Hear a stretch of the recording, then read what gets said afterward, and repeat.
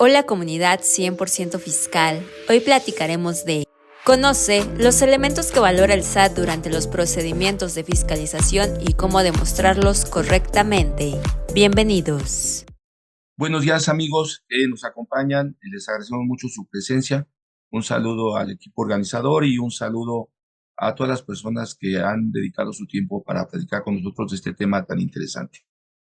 Pues resulta amigos que han pasado mucho tiempo después de que tuvimos la primera modificación en la ley respecto a la materialidad, a la razón de negocio, y comenzamos trabajando con este tema tan importante que se ha modificado en los últimos años y que hoy más que nunca tiene un aspecto trascendental derivado de todas las modificaciones que se están dando en, en el Poder Judicial, en la administración pública, en los proyectos que tiene la nueva administración y sobre todo en una situación que se siente, que siente el contribuyente y que percibimos los que nos dedicamos a la materia fiscal, de un endurecimiento referente a los procesos de fiscalización, porque el Estado debe de recuperar su capacidad recaudadora y el cliente y el contribuyente su capacidad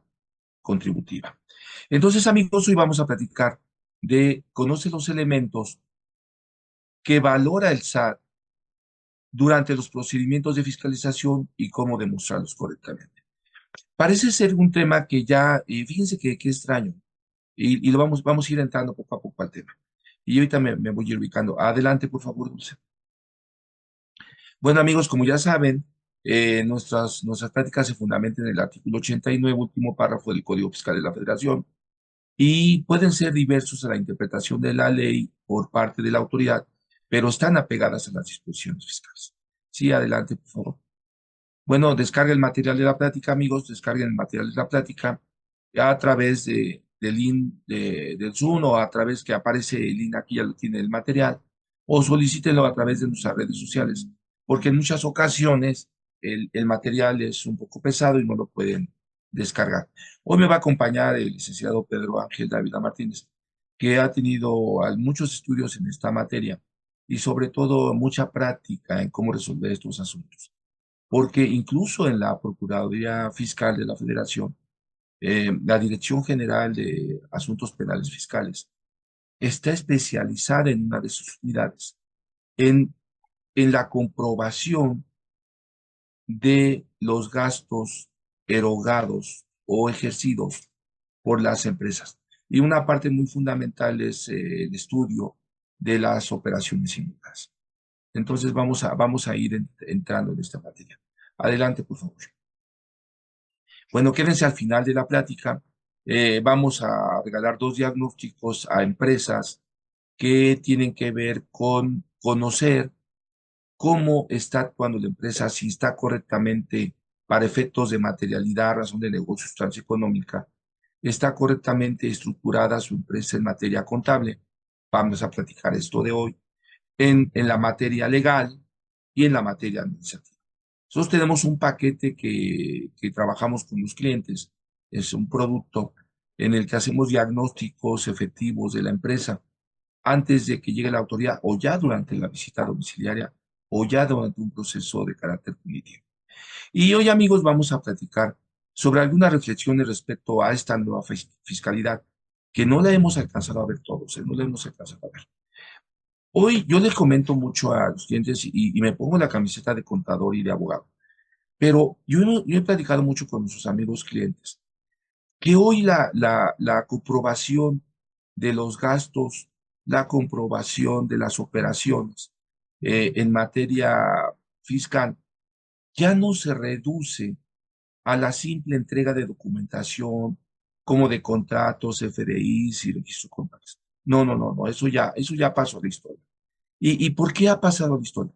Porque la autoridad fiscal, en el mismo código lo dice, el mismo reglamento lo señala, las mismas cláusulas habilitantes que tenemos a través de miscelánea fiscal, le permite a la autoridad aplicar no solamente las disposiciones de carácter legal, sino que tenemos elementos Por ejemplo, los famosos postulados básicos que ocupamos en materia contable, ¿no? Si yo le pregunto a mis compañeros contadores que nos encontramos hoy aquí, ¿cuántos de nosotros aplicamos los postulados básicos en un procedimiento de revisión por parte de la autoridad fiscal? Muchas veces yo les puedo decir que no los conocemos. No conocemos, por ejemplo, que la empresa, hoy les va a hablar el licenciado Pedro Ángel sobre la sustancia económica, sobre cómo en uno de los postulados básicos, cómo la parte, la sustancia económica, el fondo de la operación comercial, el fondo de la operación de servicios, es superior y prevalece por el contexto jurídico, ¿sí? Porque muchas operaciones no necesariamente tienen que estar eh, normadas en un marco, sino que la operación se lleva a cabo. Entonces, los postulados básicos nos van a ubicar que en el análisis la autoridad dice, pues sí está muy bien lo que tú me dices, me entregas un contrato, pero yo quiero ver que la operación se llevó a cabo y ya el licenciado Pedro Ángel les va a explicar esto. Luego, amigos, tenemos el postulado básico de entidad económica. Creemos que la entidad económica, nada más cuando la autoridad no revisa las operaciones, cuando la autoridad está en un procedimiento de auditoría, cuando la autoridad está en un procedimiento de carta de invitación, cuando la autoridad está en un procedimiento de restricción de sellos digitales, la autoridad quiere identificar la entidad económica que llevó a cabo la operación. No solamente se queda en saber que efectivamente aquí tengo un CFDI y un contrato.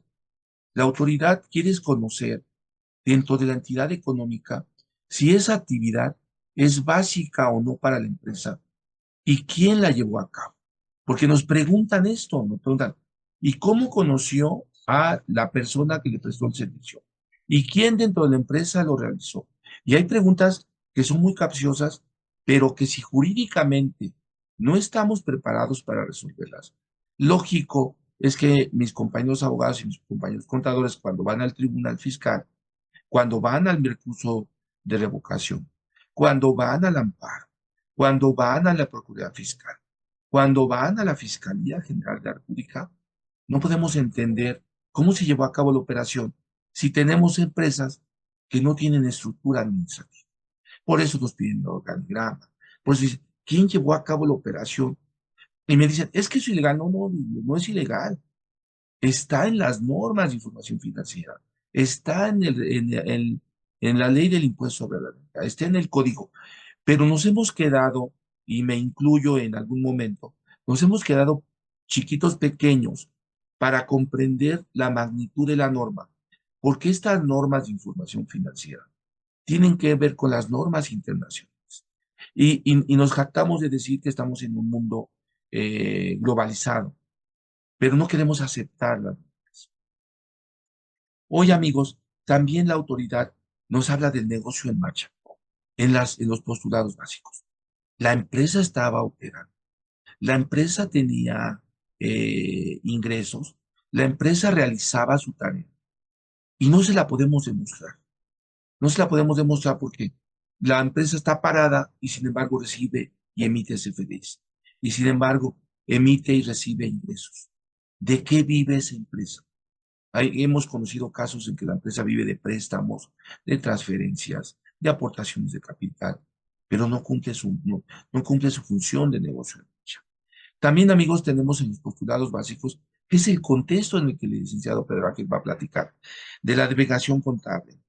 ¿Qué pasa si la empresa cambia en determinado momento en alguna situación?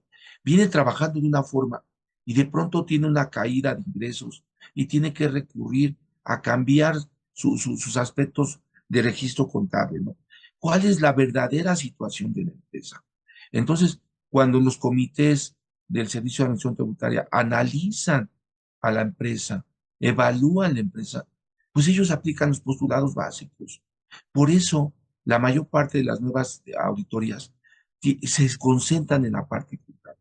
Hace poco hablaba con un gran amigo que estimo mucho, Isaí García Bustos, que es un experto en estos temas. Isaí y yo platicábamos de este tema. Oye, Raúl, ¿cuál es el fondo de la auditoría? Este es el fondo de la auditoría. Y este es el fondo de cómo debemos demostrar a la autoridad las operaciones. Porque a final de cuentas es nuestra tarea con nuestros clientes. Entonces, si no tenemos esa capacidad, pues estamos afectando a nuestro cliente. ¿Sí? Y luego, lo que más, el fondo de la naturaleza de este tema que habla el licenciado Pedro Ángel, es la asociación de costos con ingresos y asociación de gastos, costos e ingresos, ¿no? Y esta es la sustancia con que la autoridad fiscal analiza estas operaciones. Porque dice la autoridad, perfecto, es el elemento más básico en la parte correspondiente a la materia fiscal. Porque si yo tengo un ingreso y yo tengo un gasto y tengo una operación, pues tengo que tener un resultado fiscal. Porque la diferencia entre mis ingresos ya sean acumulables, mis ingresos sean nominativos o mis ingresos sean resultado de operaciones diferentes, al final de cuentas, el resultado fiscal nos va a dar un elemento fundamental de análisis. Y luego, amigos, dentro de los postulados, también la autoridad nos habla de la dualidad económica. La dualidad económica quiere decir la parte que nosotros llamamos simetría fiscal, ¿sí? O la parte que llamamos que haya una interrelación entre las empresas. La autoridad quiere saber si la empresa que me prestó el servicio tiene está operando contra la que no me prestó el servicio, ¿no? Y además, si yo estoy trabajando con materialidad, con estructura mínima mía, o estoy ocupando otra estructura, si estoy ocupando una estructura propia o ajena. Entonces, la autoridad cuando analiza estas situaciones, pues nos encontramos en temas muy, muy, muy delicados, ¿sí? Y luego, amigo, nos cambia que haya consistencia en las operaciones. Esos postulados básicos que el licenciado Pedro los va a ir desarrollando en la parte más jurídica, por encima de lo contable, pues que haya consistencia. Y me dicen, a ver, consistencia económica, Raúl, sí, mira, sí tengo aquí la cotización, sí tengo el registro contable, recibí el bien. Y entonces yo digo, bueno, mis compañeros contadores están haciendo un análisis de carácter administrativo, cuando la consistencia económica se refiere a otra situación. La consistencia económica se refiere a que si una operación la traté de esta forma y la he ido operando siempre igual, ¿por qué en determinado momento una operación cambia su forma de registro, cambia su forma de comprobación? No hay consistencia económica, no hay consistencia contable. Entonces, estos elementos, amigos, tienen que ver con toda esta situación de los postulados básicos. Hoy la revisión relativa al 69B ha sido rebasada en solamente elementos de infraestructura, domicilio, sino que esta materialidad y sustancia económica, razón de negocios, fecha cierta, que son fundamentales, son el piso para que podamos iniciar, o ahorita que nos acercamos al cierre del ejercicio, que nos acercamos a la parte jurídica, es el elemento que va a permear sobre lo contable y le va a dar todos los elementos para que demostremos cómo estamos haciendo las operaciones. Ya no es posible, amigos, ya no es posible, porque yo lo he visto en las últimas autoridades de los últimos 5 años que ya no podemos, si somos dueños de una empresa, si somos los accionistas de una empresa, si somos los contadores de una empresa, que recibamos los documentos de la auditoría o nos llama el dueño de la empresa y me dice, contador, venga y ayúdeme porque me está auditando. O sea, abogado, venga y ayúdeme porque tenemos una revisión. ¿Y qué hacemos? Depositamos en el contador, depositamos en el abogado la, la responsabilidad de este análisis.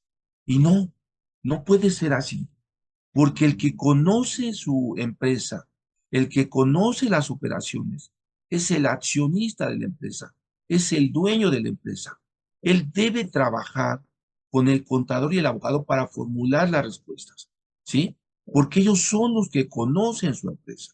Entonces, no podemos seguir dejando que el contador porque luego el contador se hace responsable de la operación de comprobación, o el abogado se hace responsable de la comprobación de la operación, y nuestro abogado no conoce la empresa, ¿sí? Entonces, amigos, eso ya pasó, eso ya pasó.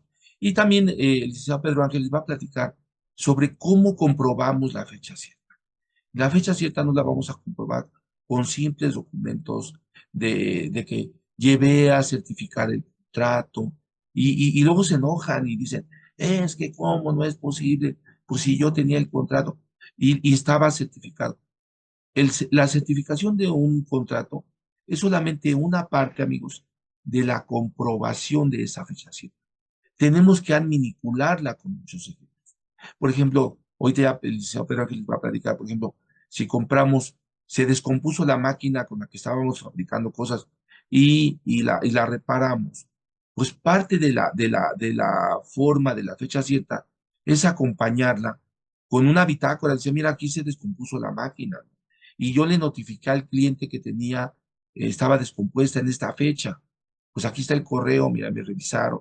Oye, mira, también le informé la cotización que le pedí al que me prestó el servicio para repararla, o la cotización de que compré ese vehículo, o de que compré ese servicio porque yo estaba trabajando y no alcanzaba a sacar la producción. Con todos esos elementos adminiculados con el contrato, pues podemos demostrarlo. Y nada más mandan a certificar o a protocolizar o a cotejar el contrato. Y todas las demás pruebas no las aportamos. ¿Por qué? Porque el contador no conoce este fondo, porque el abogado que llega lo quiere sacar todo de forma y porque no le preguntan al empresario, oye, ¿qué pasó en esta operación? Porque luego también nos dicen, oye, sí lleva a cabo la operación, y cuando les aplicamos los postulados básicos para darle respuesta a la autoridad, no hay los elementos. Adelante, por favor. Entonces, ¿de qué hablaremos en esta plática? Pues elementos que ya les platiqué, ¿no? Entonces, adelante, por favor. Pues voy a invitar al licenciado Pedro Ángel Dávila para que les platique este segundo piso, cómo se amarra con el piso contable, ¿sí? Y cómo la autoridad en este momento, amigos, está haciendo estas revisiones.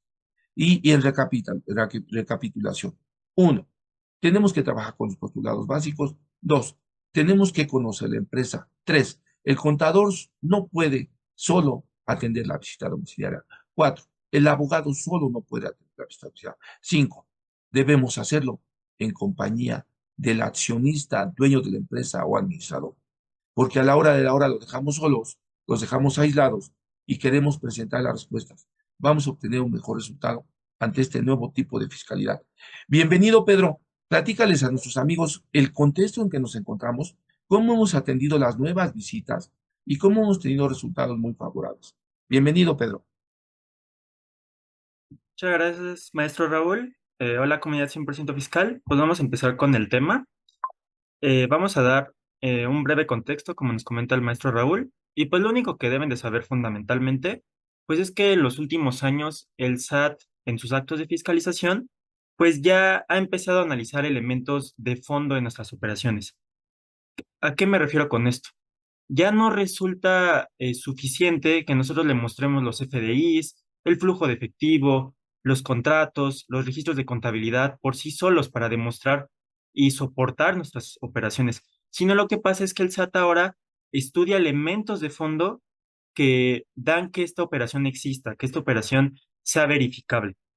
Entonces, ¿qué pasa? Nacen estos elementos que son la materialidad, la sustancia económica, la razón de negocios y la fecha cierta, que han nacido a lo largo de los últimos años y que ahora son indispensables en todos los actos de fiscalización que lleva a cabo la autoridad fiscal, ¿no?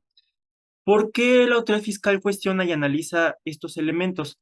Pues principalmente lo hace, como les digo, para verificar que los contribuyentes estén realizando operaciones que sean reales y que no estén siendo simuladas o inexistentes, o que las mismas no fueron llevadas a cabo para perjudicar al fisco, para disminuir la base gravable, para pagar menos impuestos, para engañarlo, para encubrir el incumplimiento de sus obligaciones fiscales, ¿no? Entonces es por eso que en los últimos tiempos pues se ha vuelto fundamental que nosotros como contribuyentes adoptemos controles estrictos para acreditar estos elementos y no sufrir distintas consecuencias que vamos a ver a lo largo de la plática. Siguiente, por favor. Y bueno, ¿en qué momento la autoridad fiscal valorará estos elementos? Bueno, si bien ciertos elementos de los que les vamos a comentar tienen ciertas particularidades y solo pueden ser analizados en algunos actos en específicos del SAT, lo que ustedes deben de tener en cuenta es que en prácticamente todos estos actos de fiscalización que puede llevar a cabo el SAT para los contribuyentes son susceptibles a que en algún momento o que derivado de ese procedimiento, en un futuro nos cuestionen estos elementos, ya sea la materialidad, la razón de negocios, la sustancia económica y la fecha cierta. ¿Cuáles son los actos de fiscalización del SAT? Pues para que ustedes tengan conocimiento de esto, simplemente deben de saber que se divide en dos tipos de facultades, facultades de gestión y de comprobación. ¿Cuáles van a ser las de gestión? Las de gestión van a ser las que están orientadas a actos de asistencia, control o vigilancia del contribuyente. ¿Cuáles son algunas de estas? Por ejemplo, una muy famosa que deben de conocer ustedes, la relativa al artículo 69b, en la detección de operaciones simuladas o inexistentes, ya sea de los llamados EFOS, que son los que emiten estos comprobantes que amparan operaciones inexistentes o simuladas, o de los CEDOS, que son los que les dan efectos fiscales a estos comprobantes fiscales, que los deducen, que los utilizan para bajar su base gravable, básicamente. ¿Cuál es otra facultad de gestión? La restricción de nuestros sellos digitales, que en los últimos tiempos se ha vuelto muy, muy común que el SAT, a partir de un incumplimiento que nosotros hagamos mínimo, que esté establecido en el artículo 17H bis del Código Fiscal de la Federación, lo que va a hacer el SAT es proceder a restringirnos nuestros sellos. Y si nosotros no logramos desvirtuar el motivo por el que nos lo restringió, pues lo que va a pasar es que nos los van a cancelar definitivamente y van a detener nuestra operatividad económica, ¿no? ¿Cuál es otra facultad de gestión? Cuando nosotros solicitamos una devolución y tenemos saldos a favor, el SAT puede verificar que efectivamente existe ese saldo a favor. Y a partir de esta verificación, pues va a llevar a cabo ciertos actos de fiscalización. También hay otras facultades de gestión que, si bien no pueden analizar directamente estos elementos que vamos a hablar, sí, derivado de estos procedimientos puede haber la consecuencia de que con posterioridad nos cuestionen estos elementos. ¿Cuáles son estas facultades de gestión? Vigilancia profunda, cartas de invitación, comunicados y también otras que se llaman revisión de presentación de declaraciones, avisos y reportes de información. Ahora bien, están también las facultades de comprobación, que son las que ustedes conocen básicamente como las auditorías.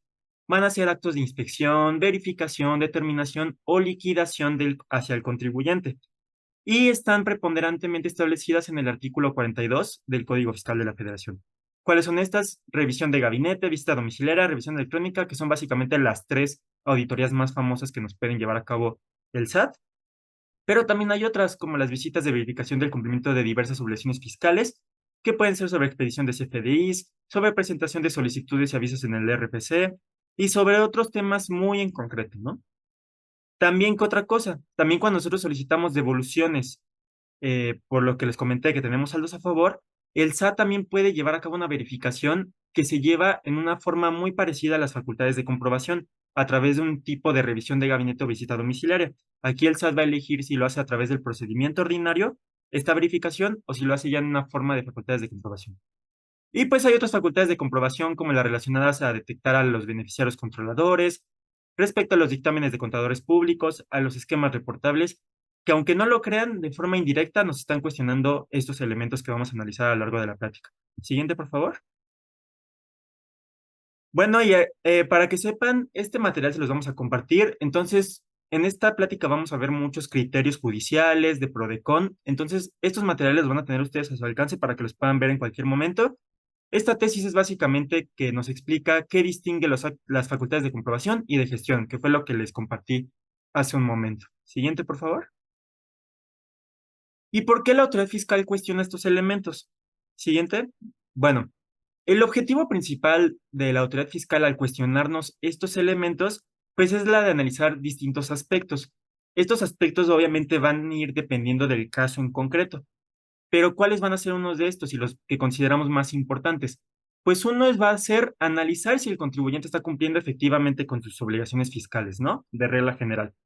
Pero ¿cuáles muy específicas? Por ejemplo, también lo que les comenté, si nosotros solicitamos devoluciones, pues el SAT va a analizar a través de verificaciones si efectivamente sí hay saldos a favor y a través de aquí nos va a cuestionar estos elementos. Bueno, ¿en qué otro escenario? En la discrepancia fiscal, que el SAT detecte que tenemos más egresos que ingresos en el ejercicio. El SAT va a decir, ¿por qué estás gastando más de los ingresos que tuviste este año? Y ya tú le puedes llegar a comentar, ah, no, pues es que yo tengo ingresos del año pasado, por eso gasté más este año, aunque haya recibido menos ingresos. Pero el caso es que en estos procedimientos nos van a cuestionar estos elementos. ¿Cuál otro procedimiento? Donde el SAT presuma que estamos obteniendo más ingresos. Pensemos, por ejemplo, en un depósito en nuestra cuenta bancaria, pero este depósito no siempre va a ser un ingreso. Este depósito puede ser un préstamo, puede ser cualquier otra cosa que no se involucre como un ingreso por el cual nosotros tengamos que pagar un impuesto. Entonces aquí también entran que nosotros logremos acreditar estos elementos. Cuando también que le demos efectos fiscales correctamente a nuestras operaciones, que hagamos deducciones de forma correcta, que acreditemos bien el IVA. Eso también lo va a revisar el SAT, considerando estos elementos. Y Y finalmente, algunos involucrados a detectar conductas de evasión y elusión fiscal. ¿Cuál es un ejemplo? Pues los CEFOS, los que emiten estos comprobantes que amparan operaciones inexistentes o simuladas. Siguiente, por favor. exacto, Pedro. Y fíjate que qué bueno que haces eso. Ahorita es un momento de reflexión para todos los que nos acompañan. Precisamente, la autoridad ha rebasado el esquema no solamente del procedimiento, el análisis del procedimiento. A mí, y yo creo que la autoridad tiene razón en muchos casos. No solamente puedo reducir a que yo le dé supuestos y la autoridad me diga efectivamente lo que usted llevó a cabo es correcto, ¿no?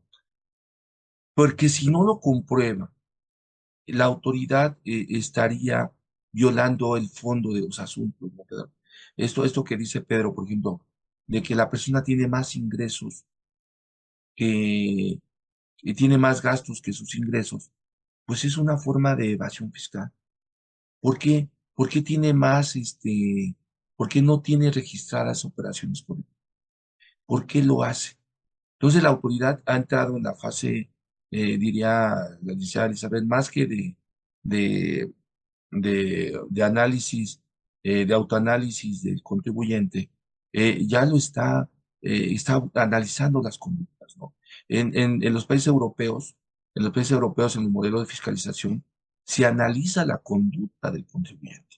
Hemos llegado tarde a esos procedimientos, pero queríamos estar en el primer mundo, ya estamos en el primer mundo de fiscalización.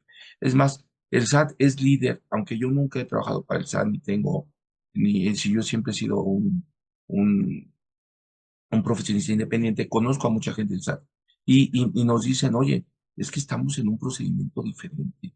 El contribuyente no se ha dado cuenta, ¿sí? No se ha dado cuenta que estamos en un momento diferente. Estamos analizando factores diferentes. ¿Y qué pasa, Pedro, de que tú ya tienes el contexto? Tú ya identificaste la operación en una metodología, porque acuérdense que jurídicamente estamos aplicando metodologías. No, no, el fiscalista, el contador, el abogado, amigos, no es una persona que se le ocurrió resolver cosas. Es un científico social. Tiene una formación académica, tiene una formación en instrumentos.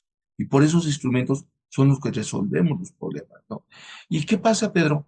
Si ya la autoridad ubica una hipótesis de alguna operación, ¿y qué pasa si no lo acreditamos correctamente? Y no solamente, como tú bien dices, solamente con documentos, sino qué hay en el fondo de la operación. Correcto. Siguiente, por favor. Pues bueno, como nos lo comenta el maestro Raúl, pues va a haber algunas consecuencias que obviamente van a depender del caso en concreto en el que estemos, pero vamos a enunciarlas de forma general. La primera, pues básicamente es que nos pueden determinar un crédito fiscal, porque se van a desconocer las operaciones, porque nos van a decir que esas operaciones no son reales, que son inexistentes. ¿Cuál va a ser la siguiente? Pues la imposición de multas.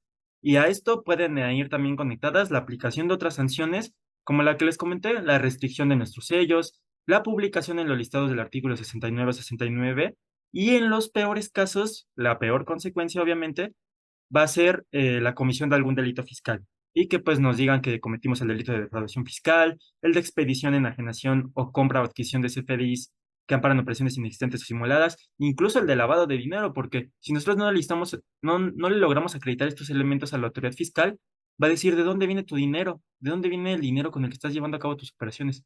Entonces, sí nos metemos en un gran riesgo si nosotros no tenemos la capacidad de lograr acreditar estos elementos. Y aquí hay algo muy importante. No se trata de si somos contribuyentes que efectivamente llevamos a cabo operaciones reales, que estamos cumpliendo con nuestras obligaciones fiscales. A veces eso nos puede rebasar y no poder nosotros tener la capacidad de acreditarle estos elementos, a pesar de que seamos contribuyentes cumplidos. Entonces, por eso hay que tener mucho cuidado. ¿Cuál es el último escenario? Que es ya el caso en concreto. Pues si solicitas devoluciones por saldos a favor y no logras acreditar estos elementos en algún momento, pues te las van a rechazar, obviamente. Siguiente, por favor. Ahora bien, vamos a empezar con el primer tema. Bueno, el primer elemento, el principal, que es la materialidad. ¿Qué debemos de saber de la materialidad principalmente? Debemos de saber que la materialidad no está definida en nuestra legislación fiscal, no se establecen los requisitos específicos que comprende, y las autoridades fiscales tampoco han establecido directrices para que nosotros podamos entenderla o aplicarla correctamente, que ha hecho que este término se convierta en un término muy subjetivo e incierto. Pero si bien, a pesar de todo esto, ¿cómo nosotros podemos definir la materialidad? Pues va a ser básicamente la totalidad de evidencia directa o indirecta que en su conjunto demuestre que efectivamente una operación es real, que se ha llevado a cabo. ¿Ok? Entonces, básicamente la materialidad va a ser todos los elementos probatorios, soportes documentales que el contribuyente pueda aportarle a la autoridad fiscal para demostrarle que sus operaciones se constituyen como actos reales y verificables, siendo, por ejemplo, esto que un servicio fue realmente llevado a cabo o que un bien fue entregado, por ejemplo. ¿Qué debemos de saber también? Que la materialidad tiene como primer antecedente su mención en las normas internacionales de auditoría. Y a partir de estas normas internacionales de auditoría, se ha convertido en un elemento fundamental para la planificación y ejecución de auditorías alrededor del mundo. ¿Cuándo empezó a ser cuestionada la materialidad aquí en México? A partir generalmente, bueno, desde antes un poco, pero ya formalmente, a partir de la reforma fiscal del 2014, donde apareció este artículo 69b, donde el SAT intentó detectar estas operaciones simuladas o inexistentes a partir de estos CFDIs que amparaban estas operaciones que pues realmente no existían, ¿no? Ahora bien, si bien la materialidad, como les comento, no está definida en la legislación, pues esta materialidad sí ha sido desarrollada a partir de criterios de tribunales, principalmente a partir de las controversias que se han generado entre los contribuyentes y las autoridades por este criterio, ¿no? ¿Quiénes han sido los principales responsables de establecer estos elementos, parámetros y criterios que establecen la materialidad? Pues la Suprema Corte de Justicia de la Nación, la Procuraduría de Defensa del Contribuyente, ¿no? ¿Y qué nos han establecido por regla general estos criterios? Pues nos dicen básicamente que la materialidad no lo podemos acreditar únicamente con nuestros FDIs, con nuestras transacciones de flujo de capital, con nuestros pagos, con los registros contables, sino que es indispensable que nosotros aportemos otros elementos que acrediten que efectivamente nosotros llevamos a cabo las operaciones que estamos diciendo que manifestamos que estamos haciendo, ¿no? Siguiente, por favor. Sí, Pedro, fíjate que en esta parte de la dualidad económica es parte de los postulados básicos, ¿no? Ahorita que tú ya explicas este cuadrito que es muy importante, fíjate cómo tenemos, por ejemplo, vas a hacer un ejemplo práctico, ¿no? Hace poco tuvimos una revisión para una empresa que fabrica pantalones en el estado de Puebla y ellos compraron mezclilla y ellos tenían la maquinaria para prestar el servicio, pero cuando revisa la autoridad fiscal, los estados financieros, cuando revisa la declaración del ejercicio, no había una sobreproducción del producto con relación a unos FDIs que encontró la autoridad, ¿no? Dice la autoridad, vengo a ver cómo está esta operación, porque técnicamente la autoridad decía, pues aquí me faltan a mí ingresos de ICR IVA por como 20 millones de pesos con relación a tu conducta normal, ¿no? Y estos FDIs, esta empresa la ubicamos fuera del contexto. Entonces, ¿qué nos pidió la autoridad? Pedro, nos pidió la autoridad. A ver, oye, en donde los registros de almacén de esa mezclilla, ¿no? Nos pidió las placas de los vehículos que llevaron el producto al lugar. Nos pidió cómo había aumentado el número de personal para trabajar en turnos diferentes con relación a lo que sí se trabajaba normal, porque técnicamente hubo factores que no se movieron, ¿no, Pedro? Hubo elementos, por ejemplo, nos pidió hasta el nombre de los choferes, y luego nos dijo, a ver, ¿y a dónde entregaste este producto terminado? O sea, ¿es violatorio del procedimiento? No. La autoridad estaba dentro del marco legal, ¿no, Pedro? Pero estaba comprobando que la operación se llevó a cabo y que además hubo una dualidad, que la empresa que me vendió el producto, ella también haya tenido sus inventarios ese producto, ¿no? Cómo lo adquirió, cómo lo importó, lo que está haciendo la autoridad es comprobar esa sustancia económica, ¿no? Y tiene que ver, Pedro, con esta materialidad.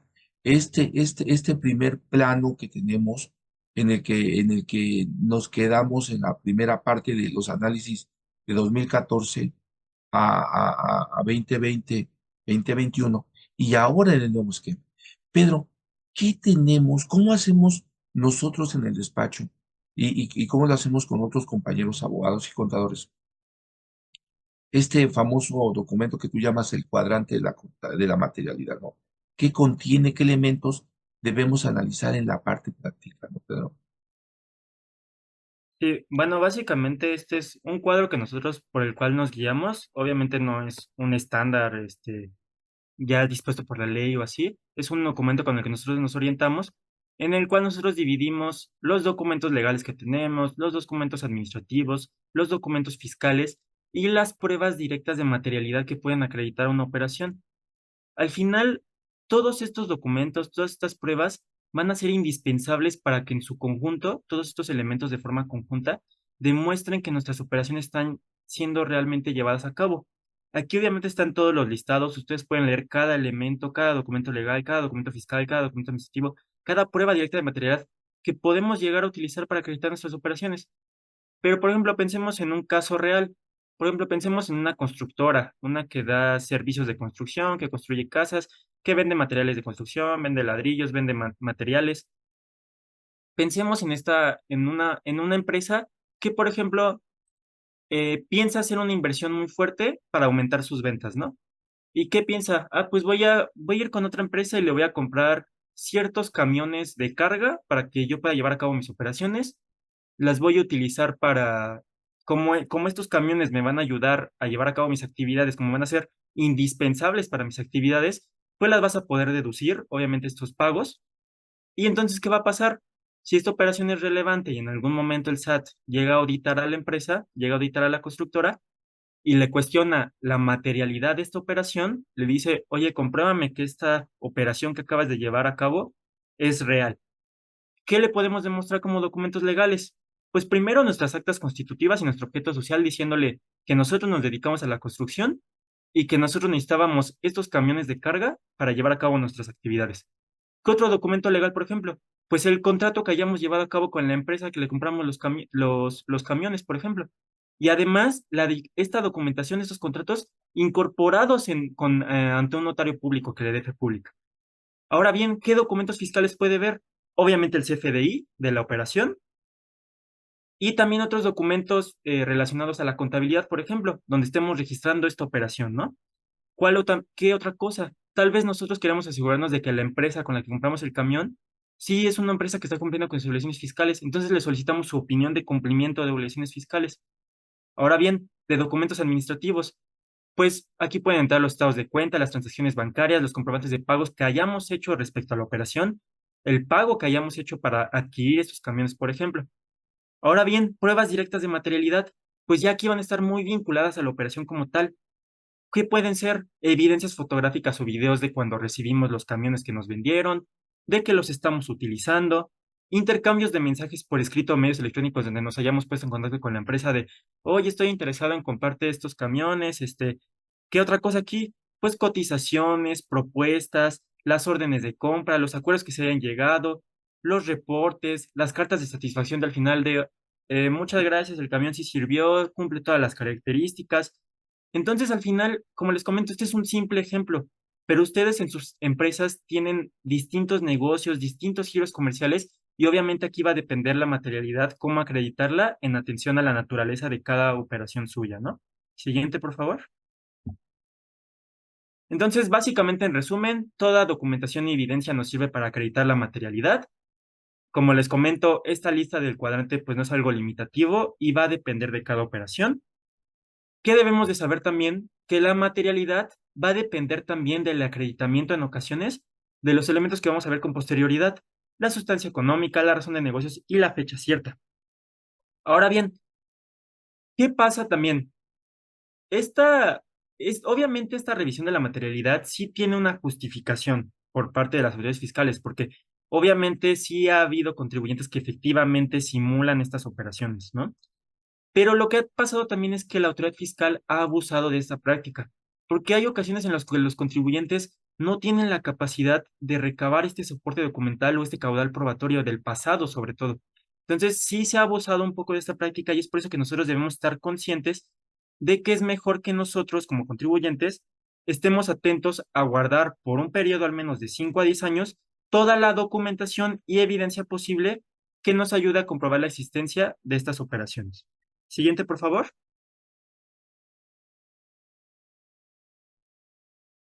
Ahora bien, les comenté que la materialidad no estaba bien definida en el Código Fiscal de la Federación.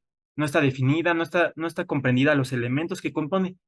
Pero simplemente para que ustedes lo sepan, la materialidad sí está, en ocasiones la palabra literalmente materialización, sí está reconocida en distintas partes del Código Fiscal. Por ejemplo, en el artículo 69, en el artículo 83, en el artículo 111 bis.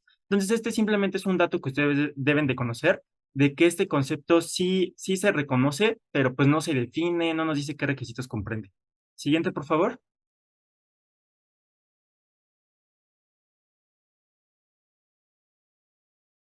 Ok. Ahora bien, vamos a ver algunas tesis. Ay, Gregorio, te contesto tu pregunta. ¿A qué se refiere con cotizaciones con el IMSS, Infonavit y Fonacot? Pues puede ser este tipo de que se les llaman Savants IMSS, que es donde se reflejan el listado de trabajadores, los sueldos y salarios y todas aquellas prestaciones que se tienen, ¿no? Básicamente. Y es nuestra lista de interna, no necesariamente es un concepto contable, es un concepto administrativo en el que vamos calculando, decimos, tanto percibió el trabajador, cuánto es el salario, cuánto es la cuota. No es un concepto eminentemente eh, contable, es un elemento administrativo, ¿no? Oye, Pedro, fíjate que, y gracias, Gregorio. Fíjate Pedro, fíjate que esto que tú dices es muy importante para nuestros amigos que nos acompañan. Fíjense, amigos, que en la materia penal tenemos una situación muy parecida a lo que está pasando cuando dice que la autoridad se ha excedido en sus facultades, ¿no? Fíjense que en materia penal hay una tesis que pueden consultar ustedes, a la que hizo referencia recientemente una gran abogada penalista. Es la 4/2022, ¿no, Pedro? Ese análisis de ese resultado de un amparo, la autoridad analizó y determinó que una persona había cometido un delito por solamente esos palabras que utilizó la autoridad, ¿no? Y daba como válido. El agente de tránsito llegó al lugar. Eso comprueba que se llevó a cabo el accidente. El vecino dijo que efectivamente la persona iba en estado inconveniente. La persona yacía en el piso, y por lo tanto eso demostraba que la persona que iba en el auto había cometido la situación. Y no, muchas de las liquidaciones que nos da la autoridad van en ese sentido, ¿no? O sea, porque ella simplemente dice, esto no es deducible sin acreditarnos, ¿no? Esto es de esta forma sin darnos sustento.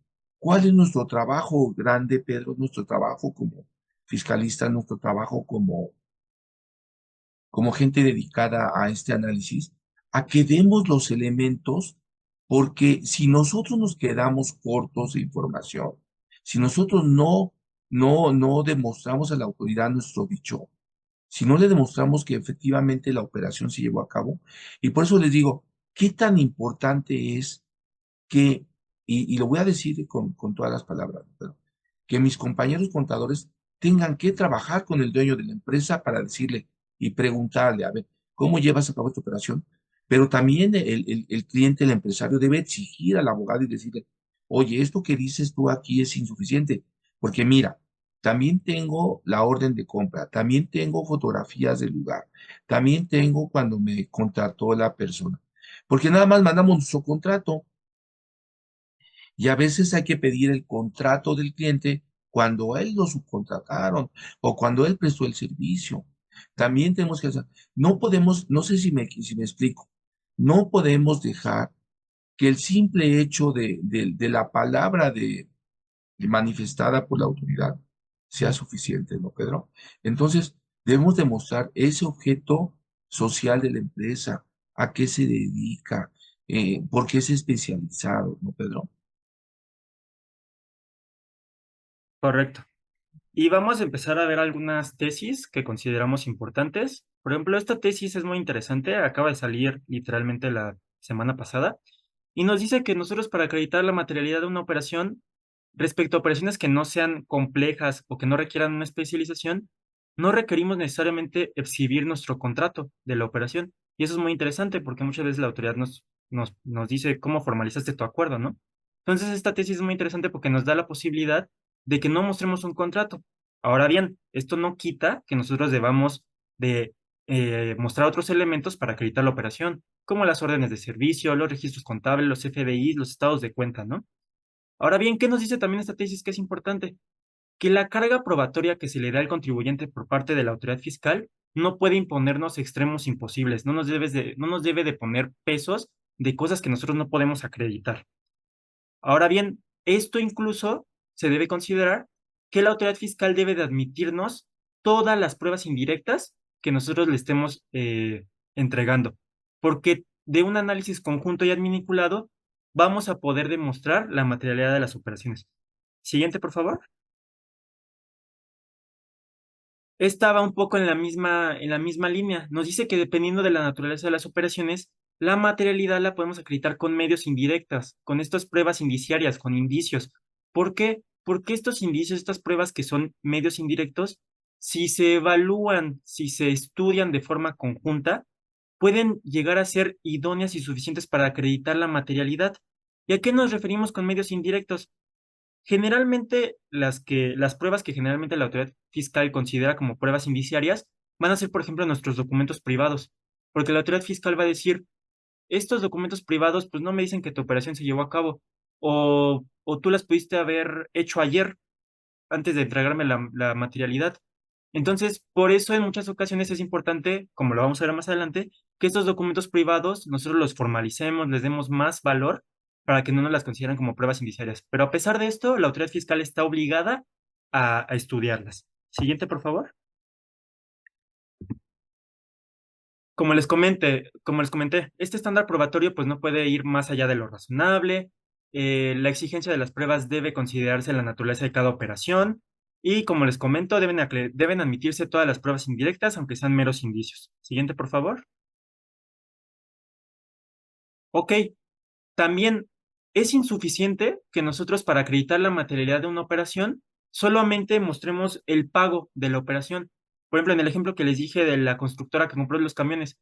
Si la constructora solamente le enseña a la autoridad fiscal, mira, aquí está el pago de los camiones que hice, y solo le das eso para acreditar la materialidad, te la van a negar. Es necesario que utilicemos otros elementos para acreditar que efectivamente la operación existió. Siguiente, por favor. Ok, esto es un poco de lo que vimos de los depósitos que podemos tener, pero que en realidad son préstamos. Es insuficiente que nosotros le mostremos un contrato a la autoridad fiscal que se llama contrato de mutuo, que es básicamente el contrato que es de préstamos, lo podemos decir así.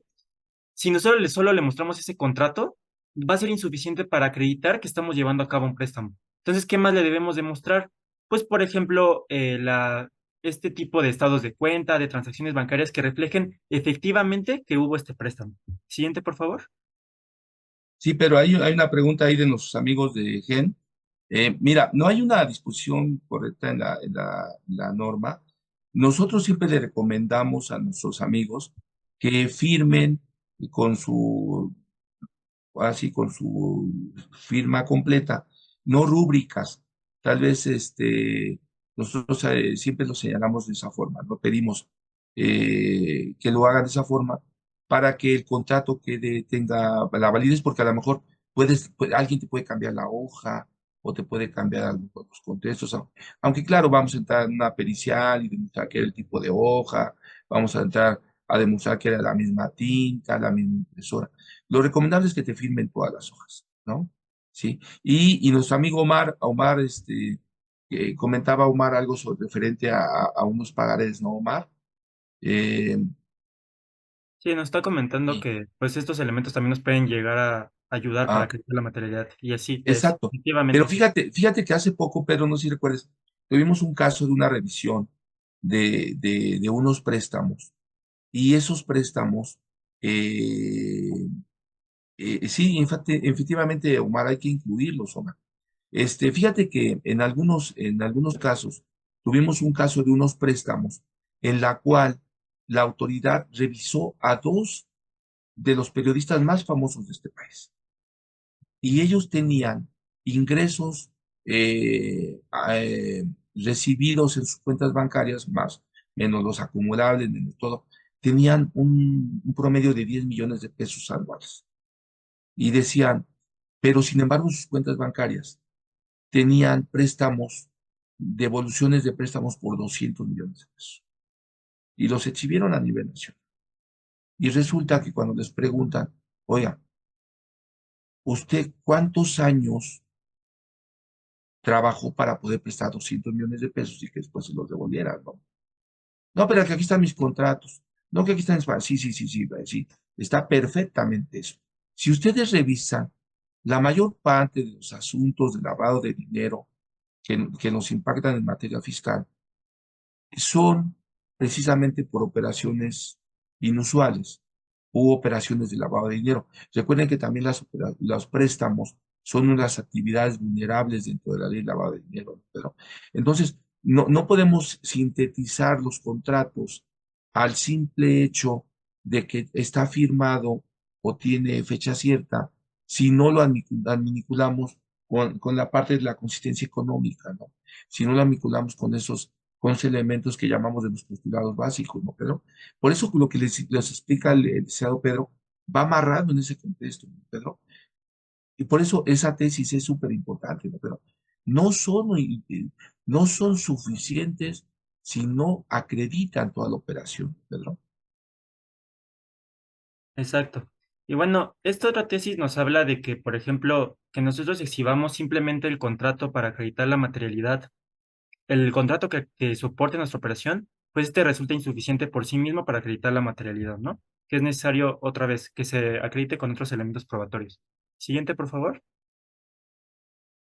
Igual, siguiente, por favor. Siguiente. Ok. ¿Cuál va a ser la consecuencia de que no acreditemos la materialidad? Pues como la autoridad fiscal va a considerar que esta operación es inexistente, pues nos va a poder llegar a desconocer los efectos fiscales que nosotros le hayamos dado a estas operaciones fiscales. Es decir, va a poder rechazar las deducciones que hayamos hecho, los acreditamientos, o en su caso, si proviene de una solicitud de devolución, pues va a rechazarnos estos saldos a favor, porque va a considerar que las operaciones de donde vienen estos saldos a favor, pues son inexistentes, ¿no? Siguiente, por favor. Ok, simplemente nosotros podemos acreditar la materialidad con documentación idónea. ¿Cuáles pueden ser estas? FDIs, contratos, órdenes, reportes de entrega de resultados, contabilidad y pues básicamente todo lo que haga que demuestre que hubo una transacción y que coincida con los movimientos de esta operación, ¿no? Siguiente, por favor. Ok, siguiente, por favor. Ok, simplemente deben de saber también ustedes que la autoridad fiscal sí está obligada a analizar de forma concatenada, integral y adminiculada cada una de las pruebas que le demos, aunque sean indiciarias, como les comenté. No les pueden restar su valor probatorio completamente, ¿Por qué? Porque si no se violarían nuestros derechos humanos, el de legalidad y debido proceso. Entonces, deben de saber eso, que en las auditorías la autoridad fiscal está obligada a analizar cada una de nuestras pruebas de forma conjunta. Siguiente, por favor. Ok, ahora bien, y aquí ya vamos a entrar al punto de la sustancia económica. Deben de saber que la autoridad fiscal, además de la materialidad, también puede analizar el adecuado y oportuno registro en contabilidad de estas operaciones. Y es de lo que vamos a hablar ahorita en la sustancia económica. Siguiente, por favor.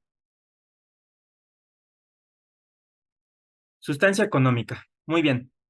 ¿Qué es la sustancia económica? Pues la sustancia económica es un elemento que está muy conectado a la materialidad y que surgió a partir de las normas de información financiera. ¿Cuáles son estas normas? Las que básicamente dan los lineamientos que rigen la provisión contable y permiten que nosotros generemos información financiera confiable y oportuna. ¿Qué nos establece básicamente la sustancia económica? Nos establece que nuestros sistemas de información contable deben de estar delimitados conforme a la esencia de nuestro negocio, deben de establecer cada una de todas las operaciones internas y externas que afectan a nuestras organizaciones, pero algo muy importante, y es el punto central de la sustancia económica, que se debe priorizar el fondo de las operaciones sobre los formalismos jurídicos. Y vamos a ir desarrollando esto para que se vaya entendiendo. ¿Qué pasa? Se debe dar siempre prioridad al fondo de las operaciones sobre los aspectos legales al momento de registrar estas operaciones. ¿Por qué? Porque si nosotros solo diéramos atención a formalidades jurídicas, podríamos estar distorsionando nuestros registros contables y no atender al auténtico fondo y situación económica de nuestras operaciones. ¿Por qué la autoridad fiscal nos pide que tengamos esta sustancia económica? Pues justamente para verificar y revelar el fondo de estas operaciones y que no se diseñen transacciones que si bien en un principio podrían ser legales, podrían estar hechas para distorsionar nuestros registros contables y en algún momento dañar pues al erario público, ¿no? Ahora bien, ¿a qué me refiero con estos formalismos jurídicos? Pues en México pasa mucho que los contadores, y no es su culpa simplemente de ellos, porque ellos trabajan con los elementos que les dan los empresarios, pues los contadores al momento de registrar las operaciones, pues atienden a elementos como los FDIs, los contratos, al momento de registrar las operaciones. Ellos atienden a lo que se estableció en estos elementos, pero a veces en el fondo estas operaciones son distintas. Y es aquí donde el contador tiene la labor de intentar encontrar este fondo para registrar efectivamente bien las operaciones.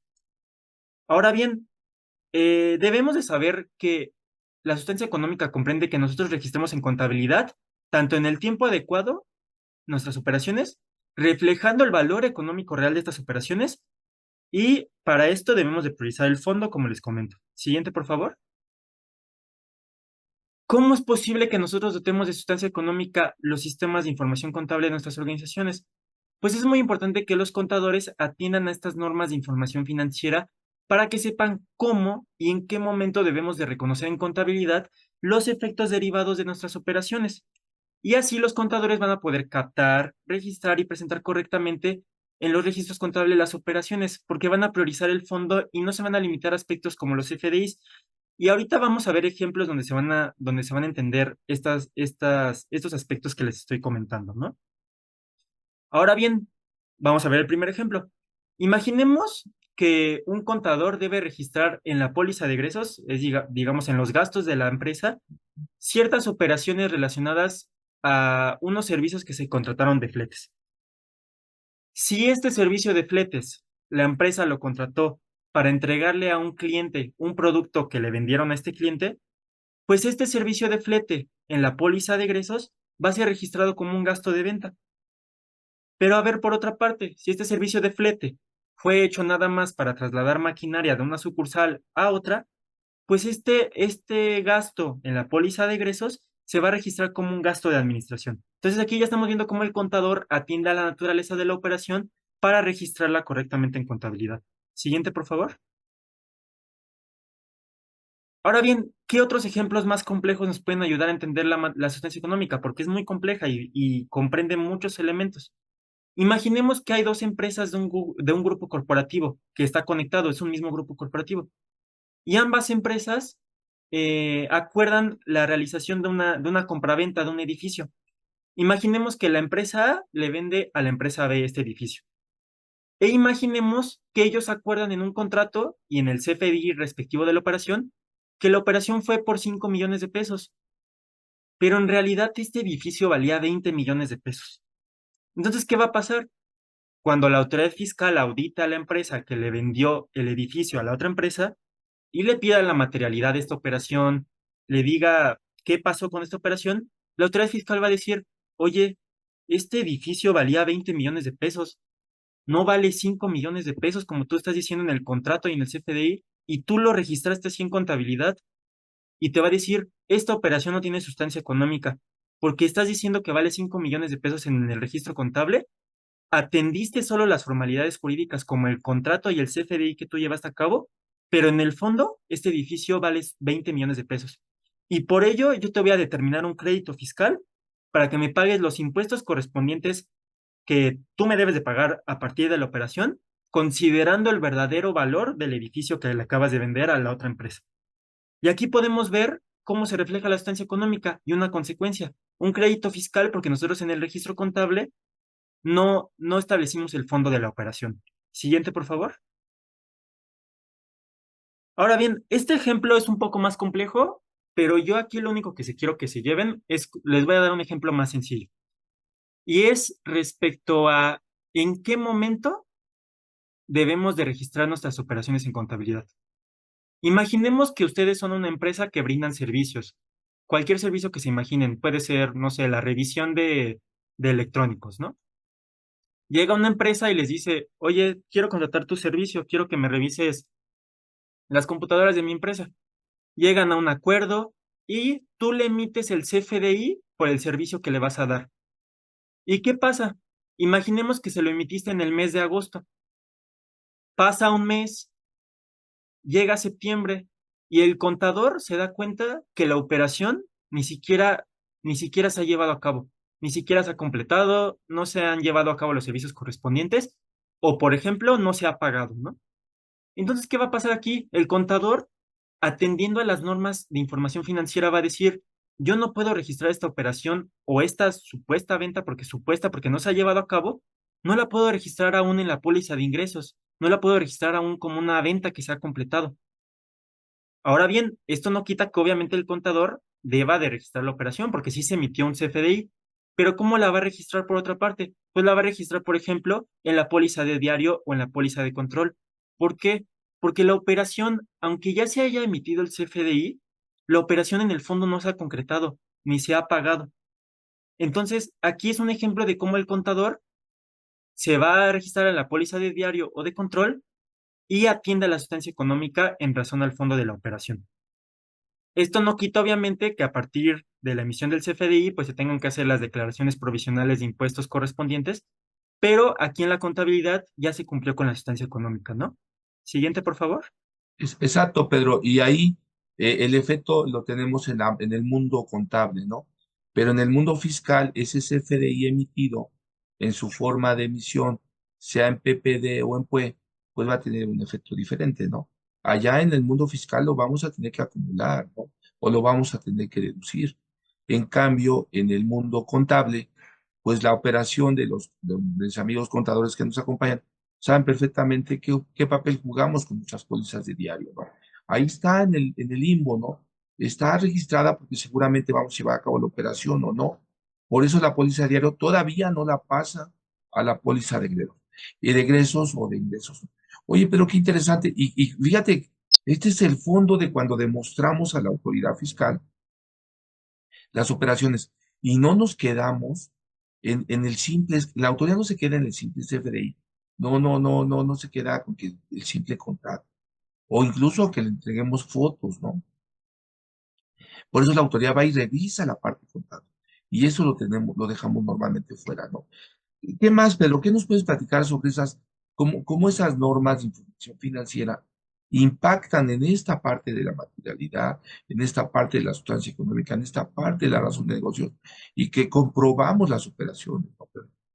Sí, efectivamente. Pues bueno, esta tesis nada más nos explica que las normas de información financiera pues nos van a ayudar a solucionar nuestros temas jurídicos, contables y financieros y pues en su momento a lograr acreditar la sustancia económica e incluso la materialidad, ¿no? Siguiente, por favor. Esta otra tesis nos habla de la relación de la sustancia económica y la materialidad. Y aquí ya vemos cómo los conceptos se van hilando. ¿En qué sentido? En que nosotros, conforme a los lineamientos de la sustancia económica, solo vamos a registrar las operaciones que realmente existen, obviamente en el apartado que corresponda. Y obviamente estas operaciones que verdaderamente existan deben de tener materialidad. Entonces aquí ya es donde se van conectando los supuestos, ¿no? Siguiente, por favor. Y aquí ya vamos a entrar a la razón de negocios. ¿Por qué? Porque la sustancia económica también nos exige que además de que esta operación efectivamente exista y que se registre efectivamente de forma correcta en contabilidad, nos dice que esta operación debe tener una razonable expectativa de ganancia para el contribuyente. Y vamos a ver qué significa esto, porque esto es el punto toral de la razón de negocios. Siguiente, por favor. Y bien, razón de negocios. ¿Qué va a ser la razón de negocios? La razón de negocios es un elemento que se reconoce en el artículo 5A del Código Fiscal de la Federación. Este artículo también muchos empresarios o muchos fiscalistas lo llaman como la cláusula antielusión, antiabuso o antiplaneación fiscal. ¿Y de qué trata la razón de negocios? La razón de negocios simplemente trata de que nosotros le demos el motivo o justificación a la autoridad fiscal de por qué llevamos a cabo una operación. ¿En qué sentido? En que nosotros le logremos aclarar o demostrar cómo a partir de esta operación que nosotros estamos llevando a cabo, estamos obteniendo un beneficio económico razonablemente esperado. ¿Qué es este beneficio económico? Pueden ser ingresos o utilidades, reducción de costos, aumento en el valor de los bienes, mejora en la posición del mercado o cualquier otra ganancia que nos beneficie en el valor y desarrollo de nuestras actividades económicas. En el ejemplo que les dije de la constructora, él le puede explicar al SAT, oye, yo compré estos camiones, necesité hacer esta operación porque a mí estos camiones hicieron que yo aumentara mis ingresos, porque ahora puedo entregarle más mercancías a otros clientes. Entonces, esto es un ejemplo de cómo le dices al SAT cómo tus operaciones te están dando un beneficio económico. ¿Y por qué la autoridad fiscal cuestiona la razón de negocios? Porque en ocasiones los contribuyentes diseñan operaciones con el único fin de disminuir o evitar el pago de impuestos. Hacen operaciones que les traigan beneficios fiscales sin que realmente les traigan un beneficio económico real, como un ingreso o una utilidad, por ejemplo. Y esto es muy importante porque estas operaciones no necesariamente en ocasiones son ilegales, pero sí están hechas para perjudicar al fisco. Y es lo que el fisco no quiere y es por ello que nos dice que le demostremos cuál es el beneficio de nuestra operación. Siguiente, por favor. Y aquí es donde entran particularidades de la razón de negocios, porque no va a bastar con que nosotros le digamos a la autoridad fiscal el beneficio que nosotros estamos obteniendo económico, sino que va a haber particularidades que nosotros debemos de cumplir. Una y la principal es que este beneficio económico no puede ser un beneficio fiscal, no puede ser la reducción, eliminación o diferimiento en el pago de contribuciones. Es decir, en el ejemplo que les dije, la constructora no le puede decir al SAT, es que yo llevé a cabo esta operación porque comprar estos camiones y deducirlos hizo que yo bajara mi pago de impuestos. A ver, naturalmente esto sí va a pasar, porque la operación por naturalidad nos permite deducir, pero aquí el objetivo es que el fin de la operación no sea haber obtenido este beneficio fiscal, sino la de haber obtenido el beneficio económico razonablemente esperado, los ingresos que debíamos de obtener a partir de esa operación. Y aquí es donde está conectado otro punto, que el beneficio económico razonablemente esperado debe ser siempre mayor al beneficio fiscal que obtengamos. Es decir, en el ejemplo que les dije, la empresa, la constructora le dice al SAT, yo a partir de la compra de estos camiones logré incrementar mis ventas por 10 millones de pesos. Y mi beneficio fiscal fue que pude deducir 2 millones de pesos y bajé mi carga fiscal por 2 millones de pesos. Entonces aquí se cumple la razón de negocios, porque obtuve ingresos por 10 millones de pesos y mi beneficio fiscal es de 2 millones de pesos. Mi beneficio económico razonablemente esperado es mayor a mi beneficio fiscal. ¿Qué más va a considerar la autoridad fiscal? Que este beneficio económico razonablemente esperado lo hayamos obtenido con la menor cantidad de actos jurídicos posibles. ¿Por qué? Porque en ocasiones el contribuyente puede llevar a cabo muchas operaciones entrelazadas, tal, que pueden involucrar un mayor beneficio fiscal, cuando pudimos haber obtenido el beneficio económico razonablemente esperado con menos actos jurídicos. Ahora bien, ¿qué va a pasar si nosotros no acreditamos la razón de negocios? Pues que estas operaciones el SAT va a considerar que solo fueran hechas para obtener beneficios fiscales y para defraudar al fisco. y se les van a desconocer sus efectos fiscales. Ahora bien, esto va a traer como consecuencia, pues en su caso, un crédito fiscal, multas y en los peores casos, investigaciones por responsabilidad penal por intentar llevar a cabo operaciones que estén enfocadas en engañar al fisco, ¿no? Siguiente, por favor. Ok, siguiente, por favor. Aquí simplemente tenemos que saber que la razón de negocio solo nos la pueden cuestionar en facultades de comprobación, es decir, en auditorías, y que debe haber un procedimiento especial para cuestionar la razón de negocios. ¿Qué otra cosa deben de saber de la razón de negocios? La razón de negocios no solamente está establecida en el artículo 5A, sino que también está reconocida en el artículo 14b del Código Fiscal de la Federación, en el artículo 11 de la Ley del Impuesto sobre la Renta y en el artículo 24 de esta misma ley. Existe un debate en si estas razones de negocios están conectadas y están conectadas con la pauta general del artículo 5A o si funcionan de forma distinta. Pero lo que ustedes deben de saber es que la razón de negocios también nos la pueden cuestionar si llevamos a cabo fusión o escisión de sociedades o si si realizamos reestructuras corporativas. Y también en el tema de créditos respaldados, ahí también está el tema de la razón de negocios. Siguiente, por favor. Ok, otra cosa importante, y aquí hay una relación entre la razón de negocios y la materialidad. Deben de saber ustedes que si no, que aunque nosotros acreditemos la materialidad de una operación, si nosotros no acreditamos la razón de negocios de esta operación, si no le logramos acreditar el beneficio que estamos obteniendo de esta operación a la autoridad fiscal, va a poder llegar a concluir que incluso esta operación es inexistente, aunque tengamos la materialidad. Entonces, mucho ojo con esto, porque aquí la razón de negocios es indispensable para que acreditemos que nuestras operaciones realmente existen. Siguiente, por favor. Sí, fíjate, Pedro, que qué interesante, ¿no? Esto que tú dices es súper fundamental, porque el contador, nuestro amigo contador, nuestro amigo abogado, le responde al SAT y le manda todos los elementos, pero del otro lado no sabemos cómo está analizando la autoridad. Cuando nos responden, dicen, pero ¿cómo es posible si le entregas? No, espérate, tenemos que conocer cómo analiza la autoridad, ¿no? Por estos elementos que les damos hay que conocer del otro lado cómo está analizando la autoridad, ¿sí? Adelante, Pedro.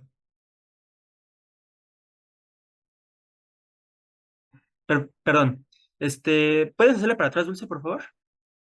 Esta tesis es muy importante porque nos habla, si bien esta tesis nos habla de la sustancia económica, nos habla que para acreditar la sustancia económica, al mismo tiempo debemos de estar ya acreditando la materialidad y la razón de negocios. Y es aquí donde los tres conceptos se juntan. ¿Y en qué ejemplo lo vamos a ver? Vamos a verlo con el mismo ejemplo de la constructora que que compró sus camiones y que le ayuda a deducir, ¿no? Imaginemos que el SAT cuestiona la operación y le dice, demuéstrame todos estos elementos. ¿Qué le va a preguntar a la constructora?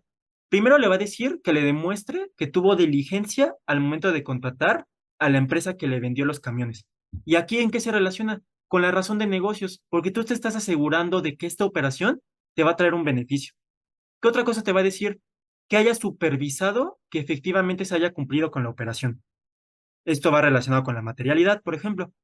¿Qué otra cosa? Que le exigiste los resultados acordados y que efectivamente se cumplió con lo que se estableció en el contrato. Que tú le demuestres que estos camiones sí te sirvieron, que sí cumplían con las características y además que estos camiones realmente tienen el valor que tienen que se estableció en la transacción. ¿Qué otra cosa? Que hay un acuerdo formal entre las partes, es decir, que hay un contrato. Materialidad. Que hay elementos probatorios que demuestran que existió la operación. Otra vez materialidad. Que existe un verdadero valor económico, como les dije. ¿Qué otra cosa? Que hay un propósito por el que tú hiciste esta operación que te beneficia económicamente. Razón de negocios. Entonces aquí vemos cómo, a partir de que solo la autoridad fiscal nos cuestiona, por ejemplo, la sustancia económica al revisar nuestros registros contables, indirectamente ya nos está pidiendo la materialidad y la razón de negocios también. Y vamos a cerrar ya con la fecha cierta, porque además la fecha cierta es donde también ya va a entrar aquí, porque la fecha cierta va a ser indispensable para que nosotros, por otra parte, acreditemos la materialidad. Siguiente, por favor. Y vamos a entrar con la fecha cierta. Siguiente, por favor. Bueno, ¿de dónde nace la fecha cierta? La fecha cierta se establece en nuestro derecho común, en el derecho civil.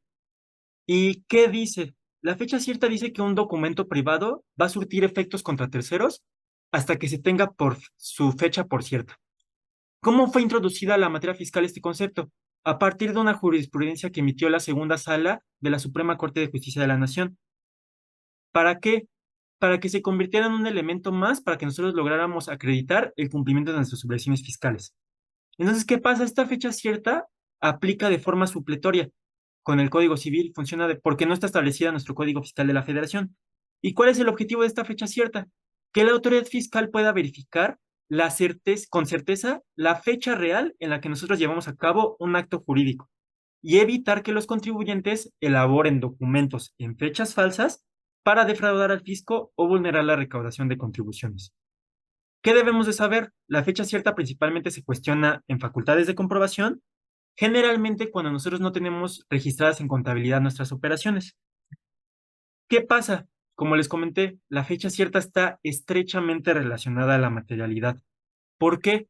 Porque si bien nosotros podemos acreditar la materialidad con todos los elementos probatorios que hemos visto a lo largo de la plática, la realidad es que la temporalidad de esta operación va a depender de que haya fecha cierta.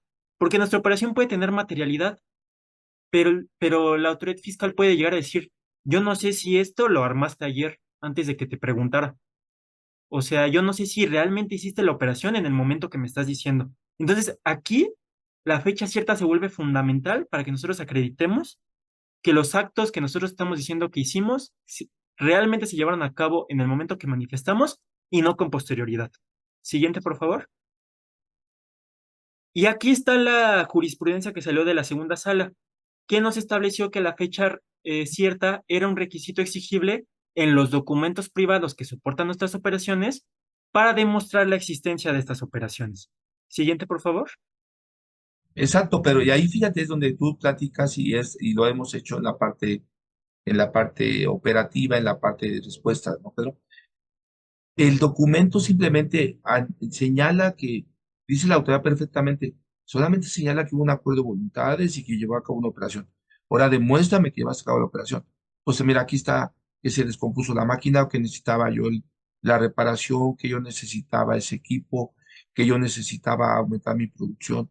Y aquí están los correos, y aquí está que me recibieron, y aquí está.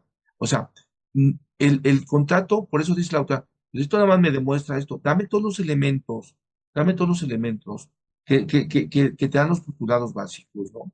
Dame todos los elementos de la sustancia económica, dame todos los elementos de la parte de que el negocio estaba en marcha, dame todos los elementos de la asociación, ingresos y gastos. Pero si nosotros nos cerramos a subir el contrato, estamos perdidos, ¿no, Pedro?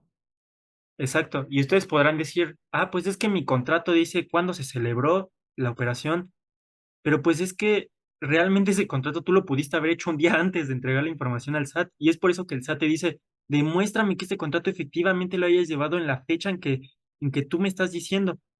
Y va a haber muchas formas en las que nosotros vamos a poder acreditar esto. Siguiente, por favor. ¿Cómo vamos a dotar de fecha cierta nuestros documentos privados? Hay muchísimas opciones y estas no son limitativas.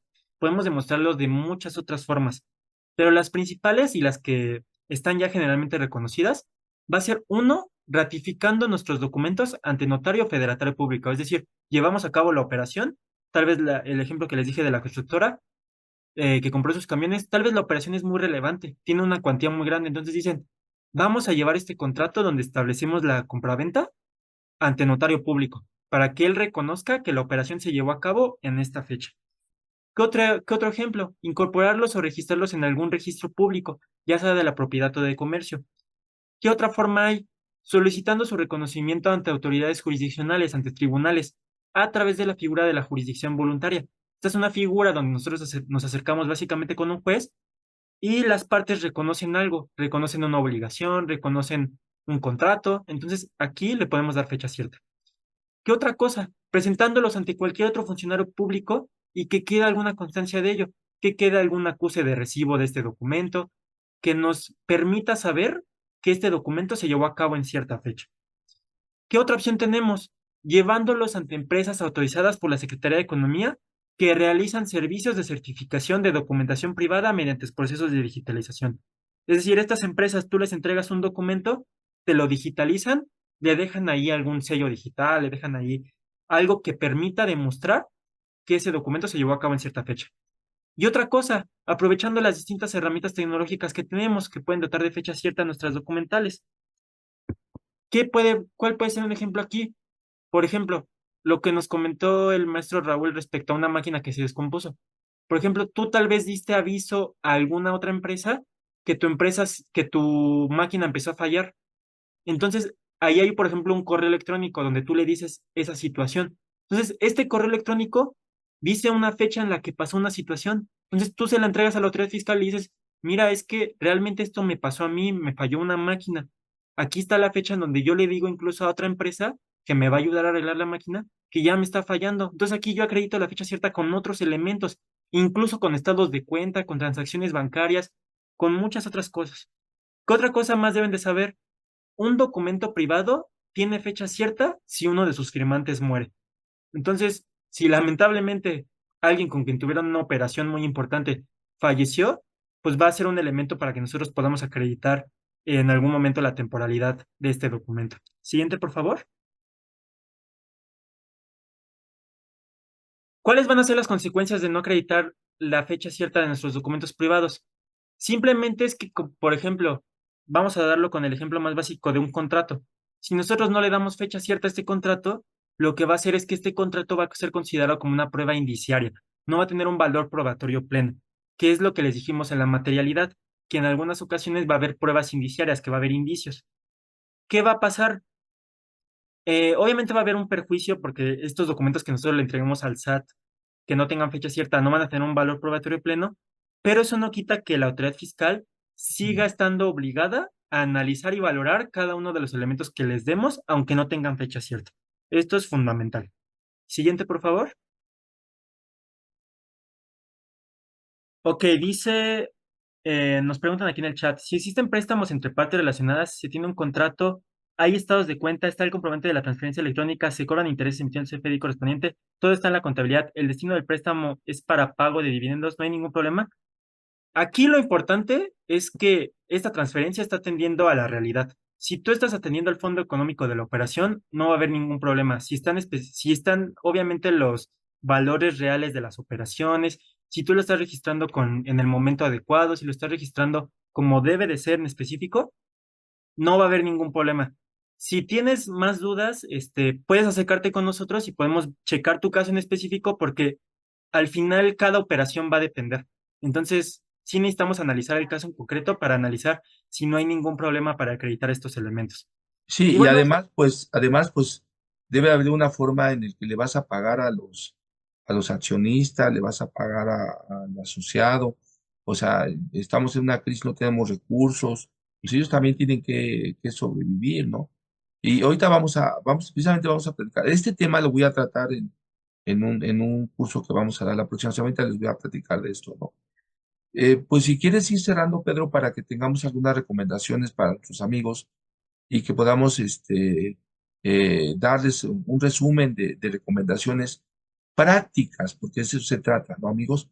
Que ustedes conozcan en la práctica cómo estamos resolviendo esta nube de información que no se queda, como le dice el licenciado Pedro, en simplemente documentos. Hay que manipularlos, hay que relacionarlos, hay que registrarlos contablemente, pero sobre todo tienen que tener un fin económico real, ¿no? claro. Con anterioridad también les dejamos algunas tesis ahí de fecha cierta que les pueden llegar a servir, pero básicamente estas tesis decían lo que ya les comenté, ¿no? ¿Con qué podemos cerrar? Nosotros les podemos dar como principal recomendación que en sus empresas ustedes empiecen a implementar procesos, medidas, políticas internas de control en donde puedan llegar a acreditar estos elementos de forma más sencilla. ¿Y cómo van a hacer esto? Haciendo que sus áreas fiscales, sus áreas legales, contables, ya sea cual sea en específico que se dedica a su área fiscal en su empresa, no sea la única que atienda estos elementos. Es importante que las demás áreas de la empresa les ayuden a estas áreas a acreditar las operaciones. Y vamos a verlo con la siguiente slide, por favor, Dulce.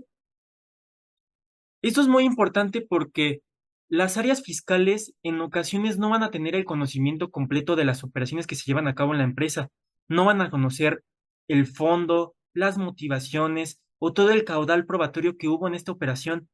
Y si ustedes solo le sueltan el problema al área fiscal cuando llega la autoridad fiscal, pues no va a lograr acreditar estos elementos, porque no va a tener todos los elementos para lograr acreditarla. Y es por ello muy importante lo que les comentaba el maestro Raúl, que se involucre el empresario, que se involucre el accionista, que se involucre el administrador y las demás áreas, el área de mercadotecnia, el área de ventas. Todas estas son indispensables para que nosotros logremos acreditar tanto la materialidad, la razón de negocios, la sustancia económica y la fecha cierta. Siguiente, por favor. ¿Qué les podemos decir de la materialidad? Pues guarden básicamente toda la documentación y elementos probatorios que tengan que soporten sus operaciones. Obviamente sé que es una tarea muy complicada porque pueden llevar operaciones, miles de operaciones al día, al mes, al año, pero al menos guarden las de las operaciones más relevantes, sobre todo las que les dan efectos fiscales, porque esas van a ser las que obviamente va a cuestionar el SAT. Siguiente, por favor. Sustancia económica. Pues ayuden a sus contadores a enseñarles la verdadera información de sus operaciones. Si les dan a sus contadores solo el CFDI o el contrato de una operación, ellos van a registrar esto y en algún momento, si esta operación era distinta en el fondo, va a generar problemas de sustancia económica. Respecto a la razón de negocios, ¿qué les recomendamos? Si ustedes hacen planes de negocios, estrategias comerciales en su empresa, obligatoriamente pídanle a un fiscalista que las revise para verificar que no se les pueda desconocer esta razón de negocios, que efectivamente tenga un beneficio económico razonablemente esperado y que no sea simplemente un beneficio fiscal que la autoridad fiscal les pueda llegar a cuestionar. Siguiente, por favor. Y fecha cierta. Intenten, igual que en la materialidad, dotar de fecha cierta los documentos privados que soporten sus operaciones más importantes y acérquense a un fiscalista que les ayude a verificar cuál va a ser la forma en la que ustedes le pueden dar fecha cierta a sus documentales privadas de la forma más sencilla y de la forma menos onerosa, porque la realidad es que conlleva un gasto adicional cumplir con este elemento. Siguiente, por favor. Y bueno, antes de cederle la palabra al maestro Raúl, obviamente otra vez, eh, nosotros, ¿qué les podemos ofrecer con el despacho? Nosotros les ofrecemos que se acerquen con nosotros si tienen cualquier problema, cualquier problema relacionado a sus obligaciones fiscales, con la contabilidad de su empresa, con el desahogo de estos procedimientos de actos de fiscalización de las autoridades, ya sean auditorías, ya sean restricción de sellos, ya sea que la autoridad presume que supuestamente emiten comprobantes fiscales para operaciones inexistentes simuladas, que muchas veces ni es cierto. Nosotros también les podemos dar defensa legal frente a actos o resoluciones de las autoridades fiscales a partir de los distintos medios de defensa, ya sea recurso de inconformidad, de revocación, juicio de nulidad, juicio de amparo. ¿Qué otra cosa? Les podemos ayudar a adoptar estos mecanismos para recopilar y conservar su materialidad.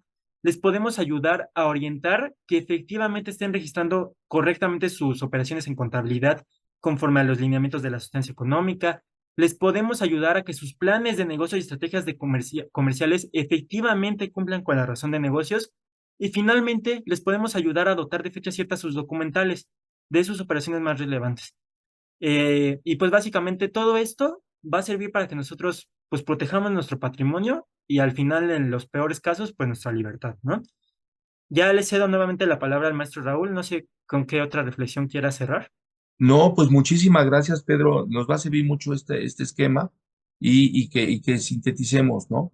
No podemos hacer los contadores y los abogados simplemente la respuesta, no tenemos que acompañarnos del empresario, del dueño de la empresa. Y muchísimas gracias, Pedro. Amigos. Cualquier duda o aclaración, escríbenos en nuestras redes sociales. Somos 100% Fiscal. Asuntos fiscales, soluciones fiscales.